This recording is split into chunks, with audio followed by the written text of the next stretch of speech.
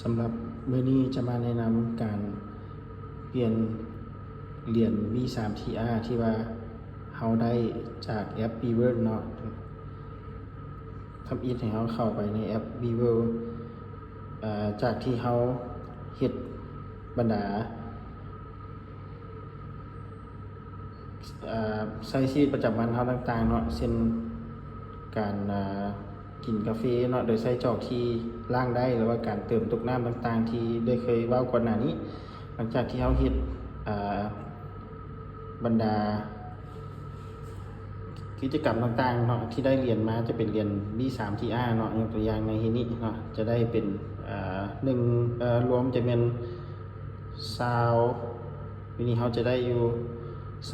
20.14 B3TR เนาะ B3TR หรือว่าเทียบเท่ากับ $1.53 ในมื้อนี้เฮาจะมานำเสนอวิธีการ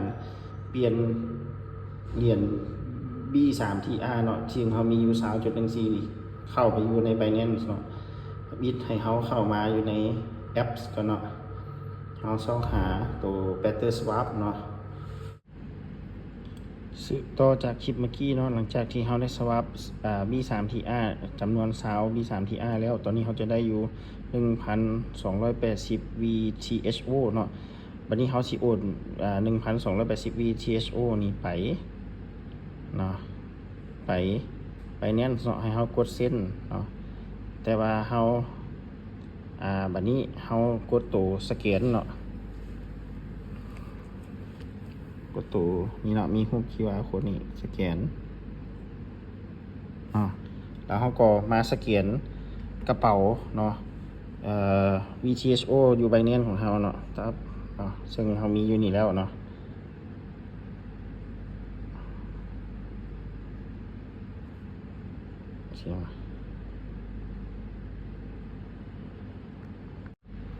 ก็สืบต่อจากตัวเมื่อกี้นี้หลังจากที่เฮาได้ swap หรือว่าเปลี่ยนเหรียญ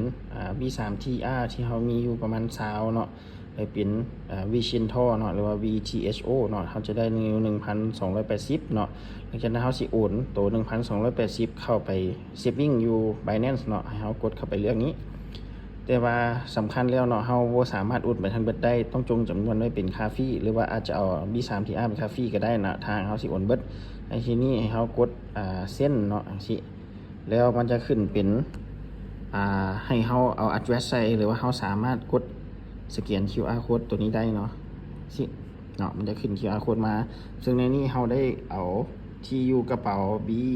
VTHO เนาะหรือว่า Vicentor อยู่ใน Binance ไว้แล้วให้เฮาเอาตัว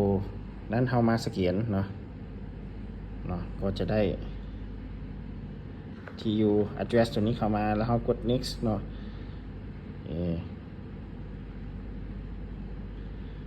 ตั้งที่อยู่ไว้บ่ตั้งไว้ก็ได้เนาะใช้ชื่อว่า my Binance ก็ได้เนาะหรือว่าตรง Binance ตรง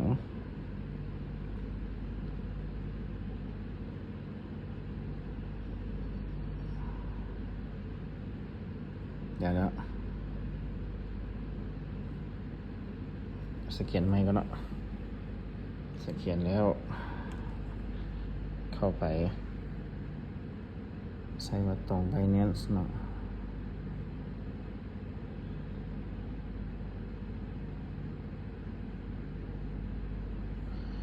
หลังจากได้เฮาเซฟเป็น contact ไว้เนาะเฮาก็เลือกเป็น max ตัวอย่างเนาะก็แปลว่าสิโอนไปทั้งเบิดเลยหรือว่าเฮาเอาเป็นจำนวนถ้วนก็ได้เนาะสมมุติเอาแต่1,280ก็ได้เนาะ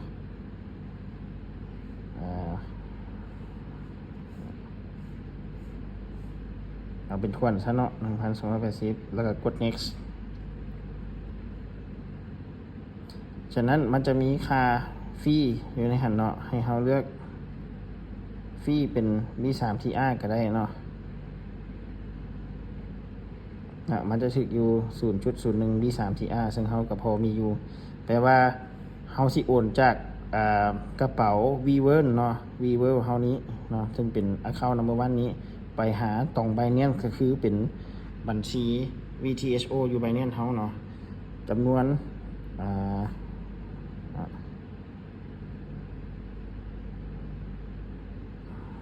จำนวนเอาเป็น1,280เต็มเนาะ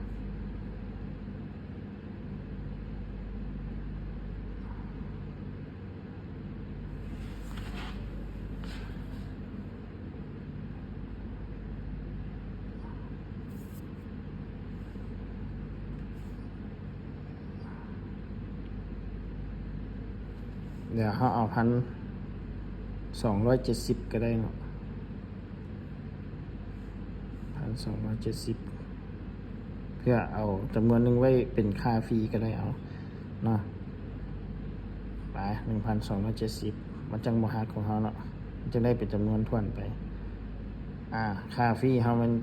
0.61 เนาะอยู่นี่เนาะ0.61 VTHO เขาจะโอน 1,270 VTHO ไปนี้เขาก็คอนเฟิร์มได้เลยเนาะ